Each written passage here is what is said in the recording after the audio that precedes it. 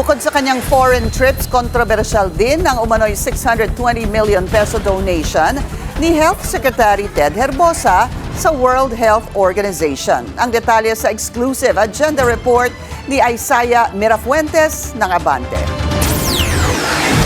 Sa kabila ng napakaraming problema sa health system ng bansa, ibinunyag ni Iloilo Representative at dating DOH Secretary Janet Garin sa Billionaire News Channel na halos bilyon ang nagagasta sa pondo ng bayan sa hindi naman malamang dahilan.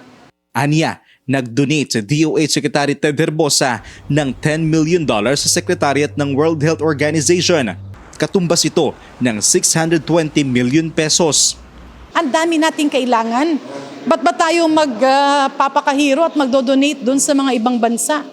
Ano naman ang ambag nun sa kalusugan ng taong bayan? What's the purpose? Why are we going to donate? Ang ibang bansa tulad ng Singapore ay nag-donate lang daw ng nasa $100,000. Ayon pa kay Green, marina nila itong kinwestiyon sa budget hearing pero hindi tumalab at nagmatigas pa rin si Herbosa. Magkano na ngayon yan? 620 million pesos. Magdodonate ka lang para sa secretariat. Wala pa dyan yung dinonate niya na lupa sa BGC daw para paglagyan ng office at yung ipagpapatayo pa na building. Mabuti sana kung ipagpapatayo mo ay ospital. Hinati sa apat ni Herbosa ang kanyang donasyon, tig $2.5 million na nagsimula noong 2024 at may huling bugso sa susunod na taon. Sinusubukan pa rin namin kunin ang panig ni Secretary Herbosa kaugnay sa mga aligasyon.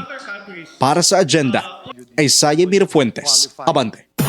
Mag-follow sa aming mga social media accounts at mag-subscribe sa aming YouTube channel para sa pinakahuli at eksklusibong mga balita.